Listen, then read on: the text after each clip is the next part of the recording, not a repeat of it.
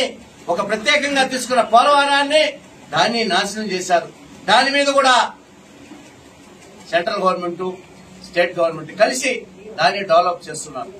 మీకు ఇవ్వాల్సింది, ప్రజలకు ఇవ్వాల్సింది అన్ని కూడా సక్రంగా ఇస్తూ ఉంటే మీరేందో చంద్రబాబు కూటమి ప్రభుత్వం ప్రజలను మోసం చేసేసింది అని ప్రజలు నమ్మరు.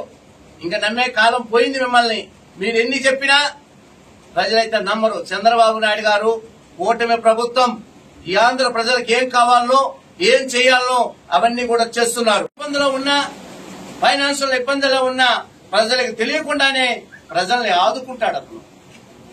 మీరు జగన్మోహన్ రెడ్డి ముఖ్యమంత్రిగా ఉన్న కాలం ఆంధ్రప్రదేశ్ చేసిన మేలు ఒకటి చెప్పండి, ప్రజలకు ఉపయోగపడే పని ఒక్కటి చెప్పండి. అబద్దాలు చెప్పొద్దండి, ప్రజల్ని మోసం చేయొద్దండి. మీ నాయకుడు పర్యటన చేస్తున్నాడు, భయప్రాంతులు చేస్తున్నారు. అతను ముఖ్యమంత్రిగా ఉన్న రోజు ఒక్కరోజు కూడా ఒక్కరిని కూడా పరామర్శించిందిరా? మీ పీరియడ్ లో ఎంతో మంది దారుణంగా చంపేశారు, హింసలు పెట్టారు. వాళ్ళని ఒక్కరోజు కూడా పరామర్శించిందిరా? వాళ్ళ కుటుంబానికి ఏమి చేసిందిలే? ఈ రోజు మీరు ఏడైనా బయలుదేరితే చాలు యాక్సిడెంట్ లో మనుషులు చనిపోవడమే. మీరు రాష్ట్రాన్ని భయప్రాంతులు చేస్తున్నారు. ఈ రాష్ట్రం డెవలప్ కాకూడదు, ఇక్కడ ఫ్యాక్టరీలు ఏమి రాకూడదు అనేసి భయప్రాంతులు చేస్తున్నారు. నారా చంద్రబాబు నాయుడు గారు గాని, పవన్ కళ్యాణ్ గారు గాని వీళ్ళకి అండగా ప్రధానమంత్రి, మహిళలు గాని అందరూ కూడా వాళ్ళకి కావాల్సింది న్యాయం చేస్తామని మొన్న పవన్ కళ్యాణ్ గారు కూడా చెప్పడం జరిగింది. ఈ ఆంధ్ర రాష్ట్రాన్ని మీరు సర్వనాశనం చేశారు, దాన్ని బాగు చేయాలి. బాగు చేస్తూనే ప్రజలకు కావాల్సిన సౌకర్యాలు చేయాలి.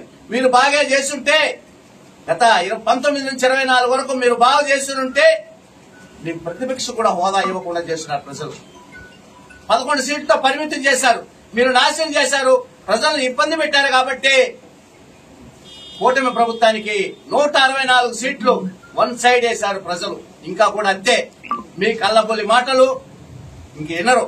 మీరు ఎన్ని చెప్పినా ఒక్కసారి అవకాశం, ఒక్క అవకాశం అని చెప్పి మోసం చేశారు, ప్రజలను నాశనం చేశారు. ఇంకెవరు ఇంకా మానుకోండి. వైకాపా వాళ్ళందరూ కూడా తప్పుడు ప్రచారాన్ని పెద్దిరెడ్డికి, కరుణాకర్ రెడ్డికి ఒకటే, మీరు ఈ జిల్లాకు సంబంధించి ఇది చేశాము ప్రజలకు ఉపయోగపడేది ఒక్కటి చెప్పండి.